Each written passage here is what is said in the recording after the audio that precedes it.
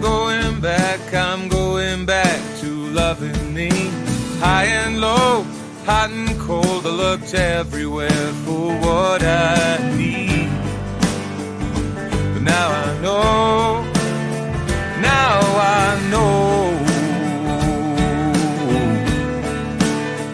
I'm going back to loving me.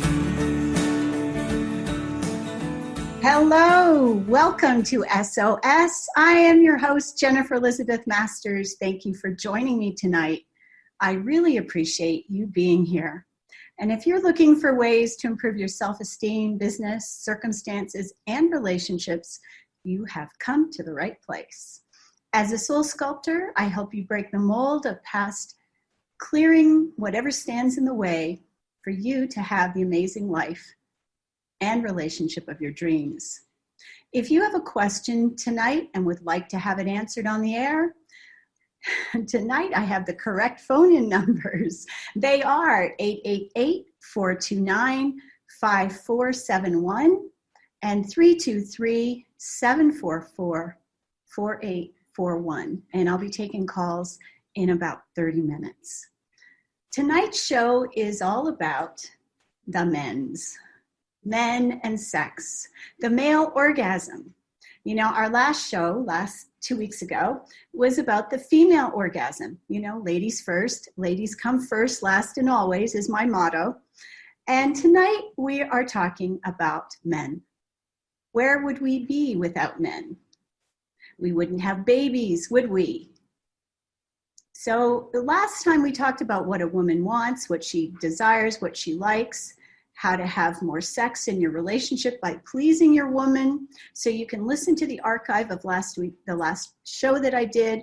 It's also on YouTube, in my channel, in the archives on BBS here. And this show tonight is based on my book, Orgasm for Life. It is available on Audible and Amazon. And I think you'll find it quite a turn on, as well as funny and educational. Orgasm for Life is way more than a sex book.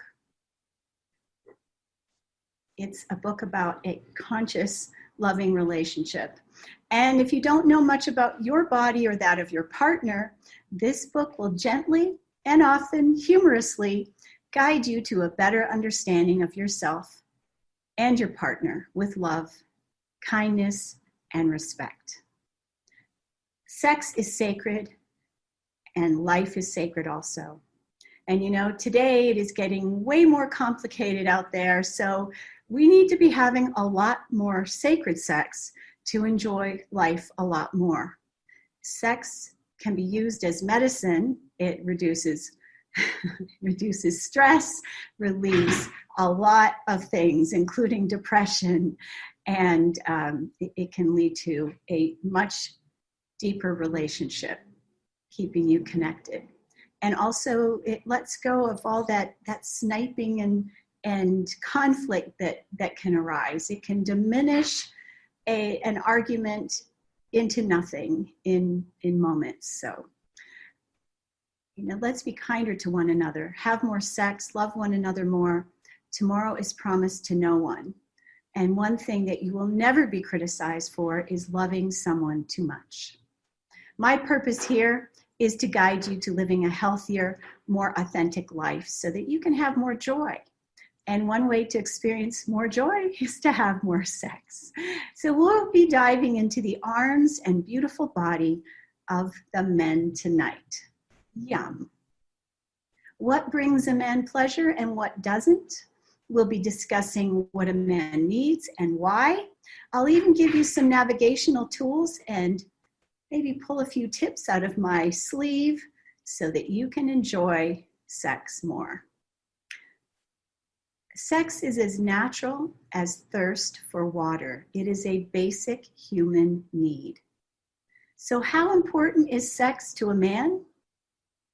This is a question you need to be asking. It's very important. For most men, sex is the most important aspect of a relationship. It is primal. You know, many women would say that sex is important. However, women are more likely to overlook sex if everything else is going well. Women focus on love while men tend to focus on sex. Now, Marlo Thomas is quoted as saying, she was married to Merv Griffin. I mean, she's still married to Merv Griffin, a very long and happy marriage. And she's quoted as saying, when a marriage is good, sex is about 35% important. When a marriage is bad, the importance of sex is 85%. The closest couples have sex until it is no longer possible. They continue to spoon, snuggle, and hold hands. You know, I interviewed a woman that had been married to her husband for 60 years. I saw them in a swimming pool at the gym in Georgia. And I asked her, how did you maintain such a beautiful, loving connection with your husband? Because typically you see older couples are sniping and snaring with each other. And she said, and now this is going to make you laugh. Well, you'll see in a moment. She said, I treat my husband as if he is the president of the United States. Now, we had a different president back then, so if you're not a Trump supporter, you may not appreciate that. But this is what she said, is that she respects him. And she said, if he were to walk in the house dripping wet, instead of yelling at him like most of us would, she would go get him a towel and help dry him off. And I watched the two of them snuggling in the swimming pool. She was embracing him, having him stand in front of her, holding him. They were very sweet together. And that is what I wish for you. So men choose a woman based on sex or the prospect of having sex. They may admire her curves, the way she smiles, her sense of humor, even the way she laughs or smells. But in the end, his focus is on sex. In a relationship, a man's focus is sex.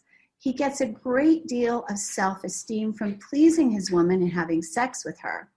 Men cannot be intimate until they have sex, and women, on the other hand, look for intimacy before having sex. We're wired differently. So think of the loving, meaningful conversations that you have while lying together after sex. A man's heart is wide open after making love. Sex is the glue that holds a couple together. It allows us to release stress, bond, and connect on a much deeper level than anything else can. It sounds like my cat wants to have sex. Sex connects us beyond the physical mind and body, and together we touch God as impassioned bodies join together. There is nothing more intimate than making love with your partner. You know, as a coach, I work with both men and women, and I encourage lovemaking to bond a couple together. And the resistance of women to have sex with their husbands can have something to do with a lack of trust, not necessarily due to infidelity, but they may not trust their husband for other reasons. But infidelity could be a cause. And the fact that many men don't recognize their woman is not having an orgasm could cause a woman to stop wanting to have sex. So we will touch on a sexless marriage at the end of the show. It is not my focus, though. So we're definitely different physically, mentally, and emotionally. We can't blame men for the way they're wired. They're wired to procreate. Men's prowess and strength has been something that lets a woman feel safe, protected, no matter his stature. So let's look at the male form. Their shoulders are wider than a woman's. Their upper body is usually strong. Their nipples can be sensitive. Yes, ladies, they can be. And they have their sexual body parts, penis and testicles, located on the outside of their bodies. You can tell when a man is aroused. His eyes dilate and his jeans or slacks tent. He cannot hide his arousal the way a woman can. Women can hide a lot, can't we? When he relaxes, his scrotum is in constant motion. When he's hot, his testicles drop, so their precious cargo, the sperm, stays fertile. Too much heat in the kitchen could kill the sperm. Now, when he's cold, his scrotum takes the elevator to the top floor and hug his body. Just this simple up-down process has got to be annoying. If nothing else, the constant sensation has got to be a sentence stopper. Having all that sexual paraphernalia outside of a man's body draws his attention to it because it moves around when he walks. Think of it. Women wear bras. We hold all of our stuff firmly together. When you think about having all those body parts in constant motion, it would make it impossible to think about anything else. This is probably the underlying reason it has been scientifically proven that men think about sex, and this is no joke, every 52 seconds. I had somebody make a comment on the review of my book that it was bullshit, but look it up, it's true. Okay, men's external sex organs are representative of their communication style, upfront and exposed. Men rarely hide what they think. Like their exposed body parts, when they're upset or angry, they let you know. When you ask a man what he thinks, he'll tell you straight. What's not to like about that? Men think differently than women. They're far more analytical. They are problem solvers. Tell a man your problem and he'll give you a solution. If you don't want your problem solved and just want a shoulder, you need to tell your man first, I need you to listen to me without solving my problem. Can you be a sounding board for me? Ask and you shall receive. Well, what turns on a man? Do you know? Well, the sight of a beautiful woman, bouncing breasts, a sexy backside, a slit in her skirt cut up to her thigh.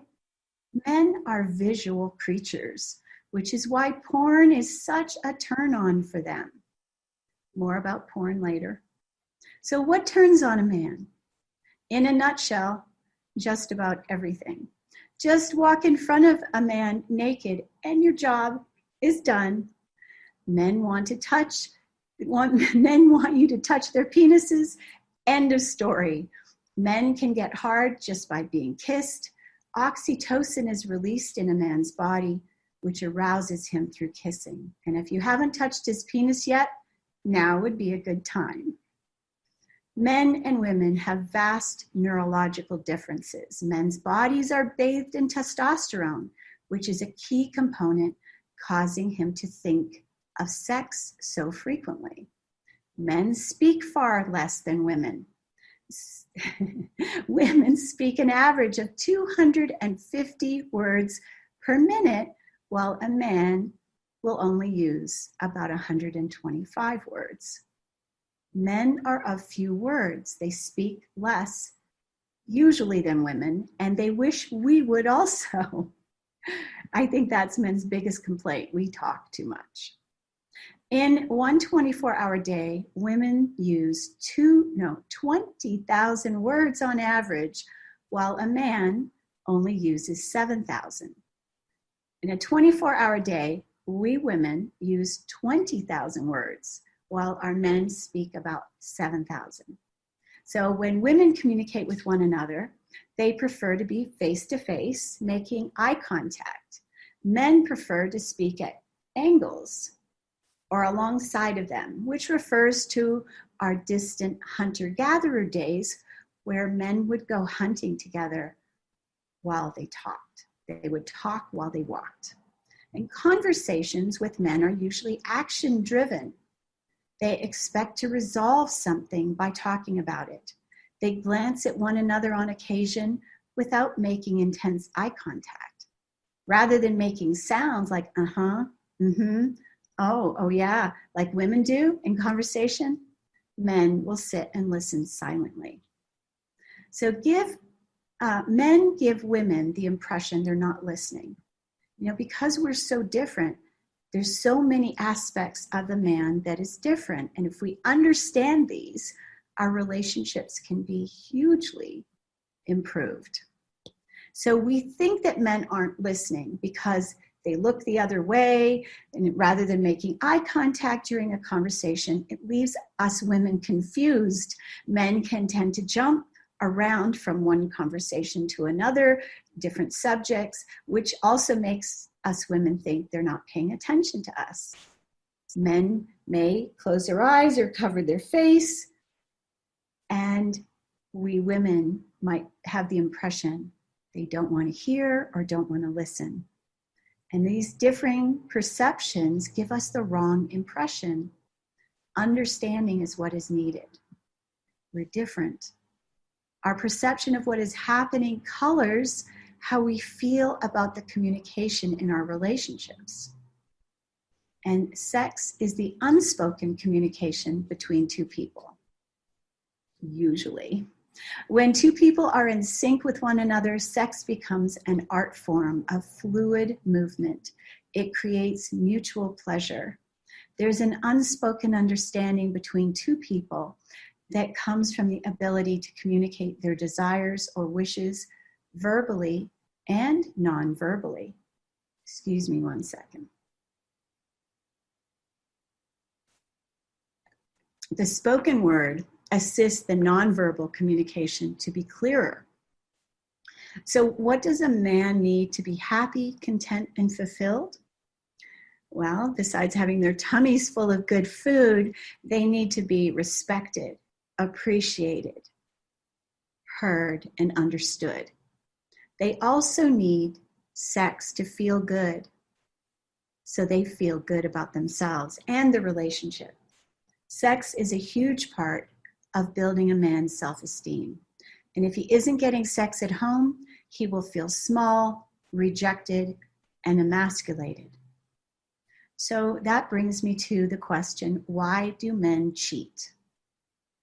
Well, men and women both cheat, but the subject of men in particular, they aren't getting sex or the type of sex they want and love. For example, I know of several men that have cheated because they weren't getting oral sex at home, or they wanted anal and they weren't getting that at home. So if an affair was offered outside the marriage or relationship, it was simply more exciting than what was being offered at home.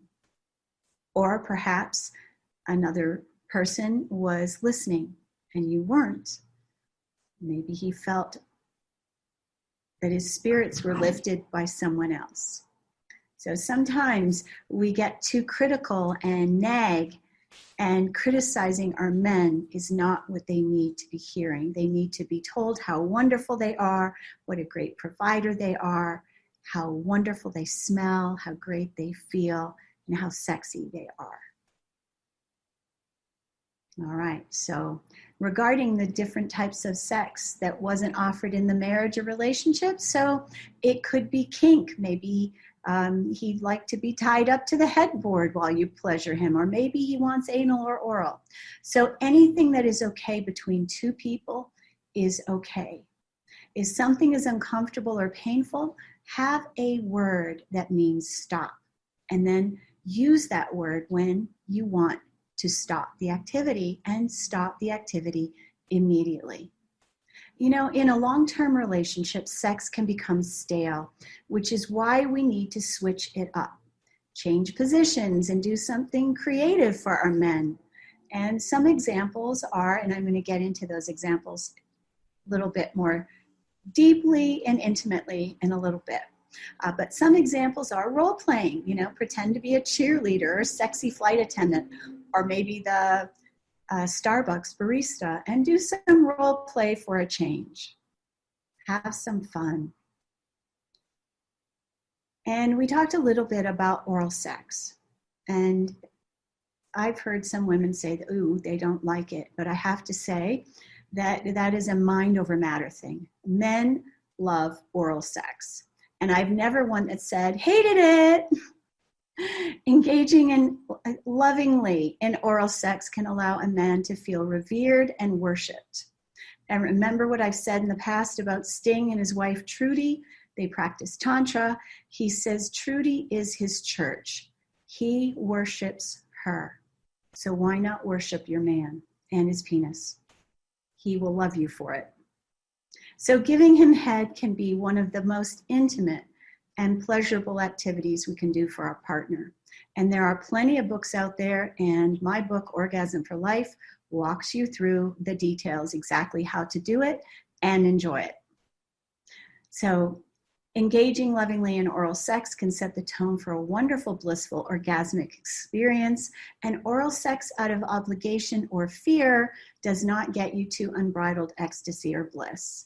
And there are some women that orgasm while giving oral to their men. Now, guys, I don't have any names, but I'm sure she's out there. Okay, so what if you don't want to swallow? What does it mean to a man? Doesn't bother him, right? Well, let's look at it this way. If we don't, you can make him feel rejected. I talk about that in my book, about how a man can feel when we don't. So it can be a mind over matter thing. Focus on the pleasure as opposed to, oh, this is disgusting, because whatever you think is what you create. Focus on the pleasure and nothing else matters. So how do you turn on your man? Stand naked in front of him or touch him? Yep, it's as simple as that in most cases. Remember, men have their genitals on the outside of their body, so there's a good chance if you touch him, he might be at that 50-second mark where he's thinking about sex. You know, the 52-second mark? Seriously, there are probably times when he isn't already erect and thinking about sex, but my experience is that those times are rare. And here are 11 hot ways to put, actually it's more like 19, I think, hot ways to put a smile on that handsome face. And I've got 25 listed in my book. All right, number 1, take your clothes off. Now, no, wait, it's more than that. Take your clothes off. Stand there proudly. Let him look at you. Don't hide. Don't cover up. Don't, oh, I'm so fat. Don't. Love yourself enough to be able to stand there proudly without covering yourself up. Allow him to take you in with his eyes. Remember, men are visual. They love to look at us. You're sharing your body as a gift for him to feast his eyes on. Remember, he's a visual creature. He loves to look at your body. All right, number 2, right there in the middle of wherever you are, maybe not Costco, unzip his pants. Take his penis into your mouth and make sure your mouth is nice, wet, and juicy. You can take a little ice water in your mouth. Oh my goodness, I'm giving you ideas. Make sure your mouth is wet and juicy. He'll enjoy it so much more when there's ample moisture. Squeeze his buttocks and maybe even a little too hard. And from here you can continue and move to another location. And the surprise will really excite him. You know, when we have this sex only happens in the bedroom idea, it gets really boring. And if you're in a long-term relationship, we need to avoid boredom. Here's another one. Number 3, lean over a couch or chair, standing up. Have sex standing up. Something really different. A change of scenery and environment can be very exciting. Change of position can also, and I have all kinds of positions in my book that will help you. Comfortable and, you know, a little bit yoga moves too. Sex in the bathroom at a party. Ooh, you know, when we do go back to having gatherings, public places can add spice to any relationship. So just don't get arrested and tell the police officer that I told you to do it.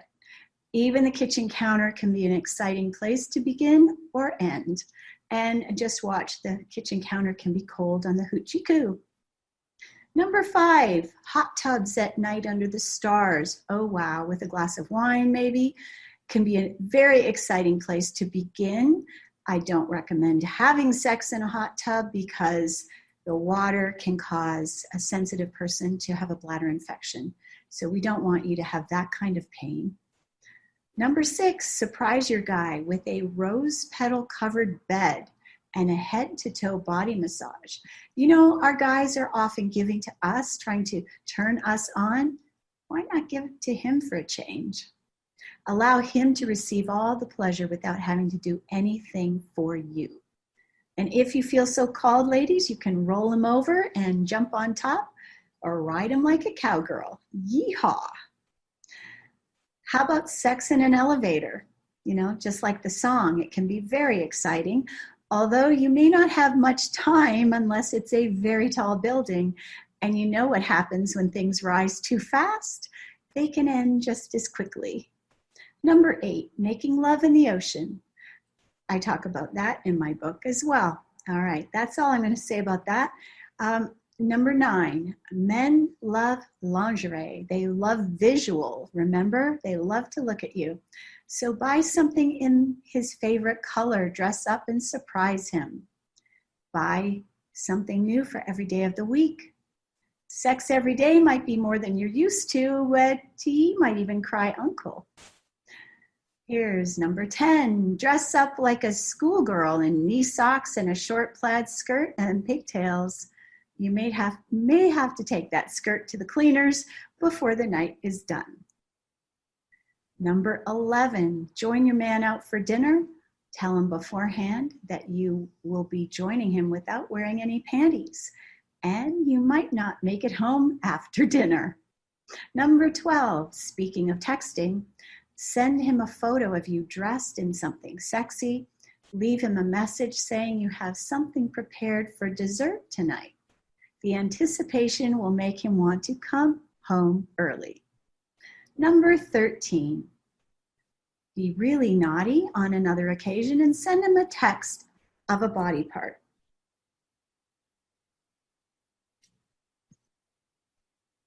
Geez, these Apple Watches, you can't get away from being texted.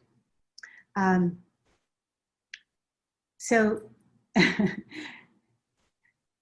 on another occasion, send him a text. You're texting him a body part. It could be a breast. It could be anything. It could be your belly. And let him know you're warming up dinner for him. Let his imagination run wild. Number 14, and this is one of my favorite. If you ever watched the movie 9.5 Weeks, this is a taste of 9.5 weeks, one of the sexiest scenes I think I've ever seen. Play Kim's game with him, blindfold him, tie him to the bed or chair naked, but leave his socks on. And there's a reason for that. When our feet get cold, we don't want that. Leave his socks on. Use silk scarves as handcuffs and then touch his chest with an object and make him guess what it is. And if he guesses wrong, punish him by making him pleasure you in some way. He could touch your breasts, you know, there's all kinds of things you could have him do. Have him stimulate you with his fingers. Number 15, I love blindfolds. Here's a way to tease and please your man. Tie him up, blindfold him. Do you see the theme here? Tie him up, blindfold him, naked with his socks on, and make a banana split with his junk. Whipped cream, pineapple, ice cream, go crazy. Just a little ice cream as it melts, chocolate sauce on top, a little maraschino cherry, and then eat it all without using your hands. You might want to take his blindfold off halfway through, or maybe not, torture him even more. And not being able to watch may just drive him absolutely wild.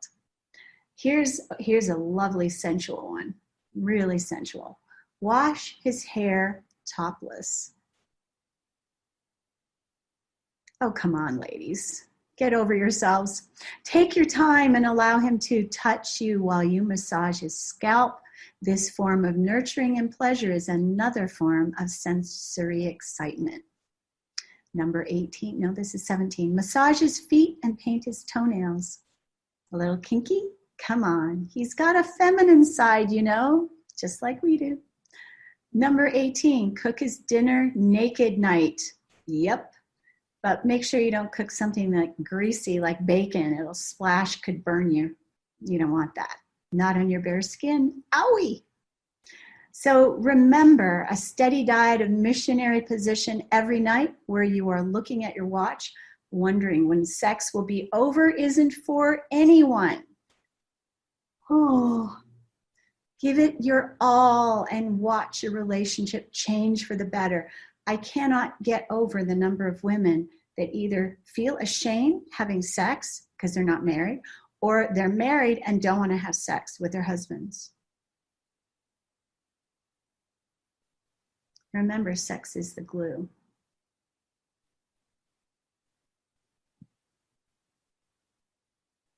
So I'm going to talk a little bit about pornography. And I know this is probably going to hurt you guys, but it's not good. It's not good for your relationship. And if you are alone, if you are single and lonely, it can cause depression. I speak a lot about that in my book. All right, so pornography depletes the Kundalini energy. That's number one. And in the 2011 Archives of Sexual Behavioral Study, 36% of women said they equate porn use with cheating. And there's a reason for that, compared with just 7% of men.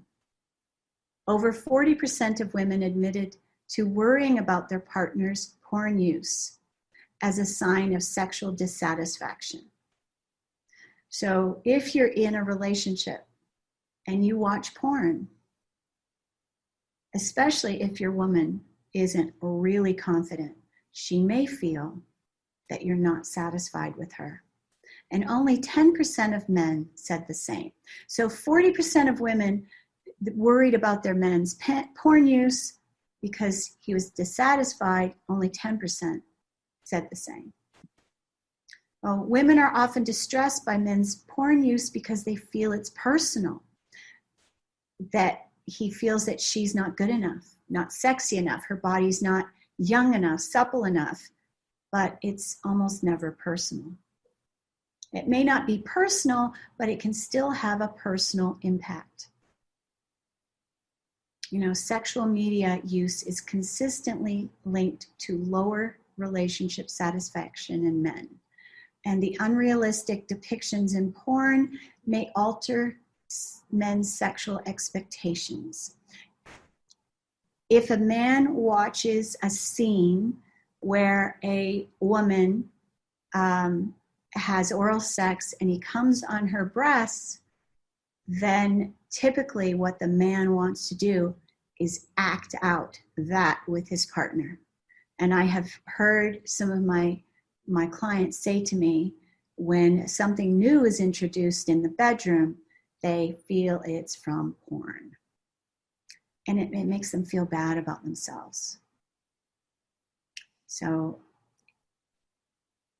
you know, the frustration mounts and it can cause a disconnection. So there's more I want to say about porn. So I'll talk about this a little bit. I want to read a little bit. So fear and pornography. Pornography tells lies about women, but pornography tells the truth about men. And this is John Stoltenberg. Believe it or not, fear plays a large part in women's dryness and lack of arousal and overall pleasure. Generations of women have been in fear of rape, molestation, assault, and disrespect. Men are motivated by sex, while women have been in fear of men for thousands of years. Laying fears to rest is what happens in a committed, loving relationship. The fear of pregnancy is often one of the biggest issues faced by young women today, and it permeates our lives from the onset of menstruation through menopause. And men rarely understand how debilitating that fear can be. Abortions are not an option as protection, yet even with protection, many of us have gotten pregnant. You know, that fear of pregnancy can really be strong. Okay, so women long to be accepted, revered, and loved. Porn has ruined our marriages and is ruining society. Pornography has done more to damage women's issues with men than it has to enhance it. We fear we won't be sexy enough. It's like I said earlier. You won't perform the way the porn stars do and will disappoint you in the bedroom. We can't compete with women who have breast implants and 22-inch waists. We're not porn stars. The standard of beauty and sexiness of porn stars creates one real women can't possibly live up to. Leads to low self-esteem and a feeling of not feeling good enough. Women long to be accepted, revered, and loved. Porn has ruined our marriages and is ruining society. 56% of all divorces are citing obsessive use of pornography with one party. Pornography has dehumanized women. It has caused men to view women as objects. It detaches their personalities from their bodies for their personal gratification rather than as people who have feelings. There's a level of brutality in porn that teaches men it's okay to be brutal with women, to cast them inside after they've come. Porn creates boredom with men's own wives, says Rabbi Shumley. I watched an interview with him. In an interview with Oprah, Rabbi Shumley explained that pornography portrays women as one of four degrading archetypes. They're either the greedy gold digger, mindless playmate, insatiable nymphomaniac, or one who craves pain. Rabbi Shumley says this creates the most insidious view of women, causing men to detach and not form meaningful or romantic relationships with them. So the other thing I just want to say, and I'm just going to touch on this briefly, that men who are alone, living alone, that use porn for arousal are more prone to depression. And even men that have women in relationships with them are more prone to depression. So men studied in a recent pornography survey were found to have more sick days and more depression than those who did not view porn at all. Porn creates loners who shun social interaction, which is needed for psychological health. And there's a study about infant children who died without human touch. Humans need social interaction to survive. Pornography, like any other addiction, can cause harm and harm all that is good in life. It hurts children, causes teens to view women in the way nature never intended. And teens are learning sex education from pornography, which is very sad. All right. It creates a society that is more brutal than loving. A Norwegian study of 400 couples, and I'm just going to finish with this, found that couples who watch porn together had the most satisfying sex lives, so a little caveat here for you guys, with better relationships than when only one person watched porn. So there are no secrets in the universe. People will eventually find out. If you do it, your kids will too. And that is true. So children are having their first encounter with porn as early as age 11 and even sooner. And what are we creating in our world? Okay, so that's from my book. All right, so what else have we got? So again, I'm going to give you my phone numbers. Where are we here? I have to go all the way back up to find them.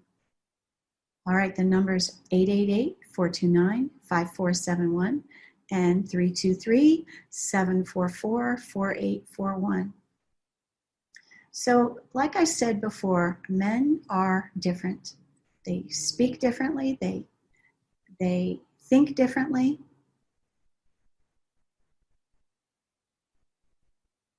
We love them.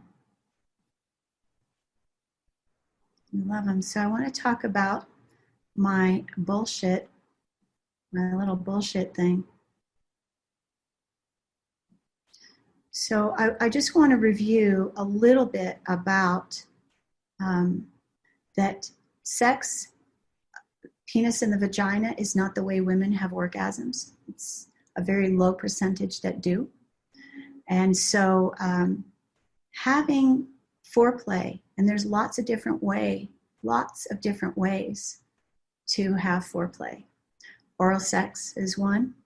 And what I recommend is, rather than both parties giving oral at the same time, that you do it one at a time, so that each person has the opportunity to really focus on the pleasure. When we are both attempting to pleasure one another at the same time, things can get lost. And so I highly recommend you taking turns pleasuring one another with oral. All right, so this is my It's All Bullshit segment. In my It's All Bullshit segment, I focus on the lies. And there are plenty of lies about sex. So the first one is faking it. So I'm calling all you ladies out that fake it. It doesn't help our partners. It doesn't make us more deeply connected. Honesty can be our best ally. We develop trust when we're honest. It's okay to say, I didn't come. Can you pleasure me? It's okay to do that. Or you could self-pleasure while he's pounding away at the speed of light. Lying about your inability to orgasm doesn't help you or your partner. I know I was there for a very long time, but we have to speak out. We have to speak our truth. Kindly, gently. Honey, I love it when you do this. Could you now do this for me? You know, if you give him a compliment, then it's not going to be harsh or hard. You don't want to be the drill sergeant in the bedroom, right? Lie number 2. The bigger the penis, the better the satisfaction. Now, I love this lie because I have heard so many women tell me that men that have the hugest schlong feel like all they have to do is show up. So the bigger the penis, the better the satisfaction. It is total bullshit. Absolutely false. Read Orgasm for Life for my story about the average sized penis and the greatest sex of my life. If you think men cannot pleasure if you think men you cannot pleasure your lady with your penis, use your tongue, fingers, or a vibrator. Buy some party favors. Lie number 3. You can't have sex after menopause. Come on, ladies, that's absolute bullshit. True enough, there may be a phase where a woman goes through where it feels as if she's got a blowtorch in her hoochie or on their vulva. Sex at that juncture is extremely painful. That is true. However, that phase is a phase. You move beyond it, and then you can have sex safely with lubricants that don't burn. So, yes, you can have sex after menopause, well into your 70s or even 80s.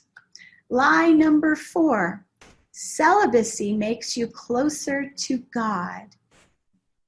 Now, you won't find anyone more spiritual than me or anyone who loves God more than I do, but I will call bullshit on this one. I love this one. And I know women are the ones that tend to say it more often than men. I'm more spiritual because I'm not having sex. It's bullshit. And the truth is, there is no other activity than an orgasm that lights up all centers of the brain like a Christmas tree on Christmas Eve. An orgasm. Making love is sacred. Love making is godly. Now each of us is an outpicturing of God. God experiences life through us. God is in your bedroom. God experiences sex through us. Do you think that God doesn't want to experience pleasure? Who created sex anyway? So avoiding sex shuts down intimacy. And when a man has no sexual outlet in marriage, the marriage will die or he will look elsewhere. And you are saying, help yourself to my best friends or your tennis team. Celibacy, can't even say the word. Celibacy is cowardly. We are meant to be coupled. We are meant to have partnerships. We grow more when we are in relationship with a person that mirrors our crap back to us. A relationship is a mirror to our soul. Relationships teach us more about ourselves. Now remember, sex is the glue. And marriages that had sizzle in the beginning and a sexual connection usually stay that way. Couples who have great sex also have deep, intimate conversations. Marriages that are sexless tend to have far more criticism and negative situations. There's more nagging. There's no touching, not even kissing or snuggling. Couples stop touching one another when they're not having sex. Instead of kissing, hugging, and caressing, a sexless marriage also involves little connection of any sort. Now, I have coached several men who stayed in sexless marriages. Now, what is a sexless marriage? A sexless marriage is where you have sex, I think it is like once or twice a year or something like that. Even sex once or twice a year is considered a sexless marriage. So I know of several men that came to me for coaching for sexless marriages, and one was married for 40 years. He only had sex with his wife for 2 of those 40. Now, I know a lot of men would say, "Are you freaking kidding me? I would never have stayed." Well, this man did, and then his wife died of cancer. He came to me for coaching, and I helped him clear all the limiting beliefs about himself that were developed over those 38 years of sexless marriage, where he didn't feel good enough, where his wife continued to reject him. There's nothing loving in rejection at all. So I helped him, and then he ended up finding a loving woman that loved sex as much as he did, who had also been in a sexless marriage previously. So I'm happy to say he's very happy, and God bless him. I'm delighted for him. He's an older man. All right, so I cleared the blocks that, the self-esteem, etc. And can you imagine the joy that he expressed to me when he was having sex with this lady and she was enjoying it? It's wonderful to see. Women get upset with their men because they aren't listening to them. Well, why would you want to listen to anyone if they're not willing to have sex with you? Men are beautiful sexual beings. They usually tell it like it is. They shoot straight from the hip. They won't say, "I'm fine," like we do, to avoid the truth. Most men will tell you what they want, how to do it, and what to say when you're doing it. If we've had a bad relationship, we might feel that all men are the same. It is no more true than saying that all women are identical. If we don't like men, there are aspects of ourselves we haven't healed. We're running hate programs, and these things need to be healed, and they can. I am a testament to that. So sometimes we don't even realize that we're bumping up against the fact that we want our men to be more like us, and yet they're wired differently. Recognizing that this is true is a beautiful thing. We can let go of the past, heal the resentment, and forgive. There's always a silver lining and always a lesson learned. No relationship is a mistake. And as women, we can't expect men to be like us. The fact that they're different is what makes life so grand. Can you imagine if men were exactly like us? Oh my God, you'd have to listen to their whining. Hey, sex is the glue that holds a relationship together. It dissipates tension, allows greater intimacy, and a deeper connection to evolve. Sex shouldn't be a once and done, or once a week and done. Remember that even after menopause, incredible pleasure can be attained without the worry of someone walking in on you or getting pregnant. Sex is a part of our sacred expression of our spiritual self. We become greater than ourselves when we touch that part of our divinity, when all 80 centers of our brain light up and our kundalini rushes to flush us with ecstasy and bliss. To all you men out there, we love you. Respect, appreciation, and understanding are what we all need. Remember, the more we trust you, the better the sex. Thank you all for being here tonight. Stay sexy. Be true to yourself. I love you. Let's get back to loving me and you.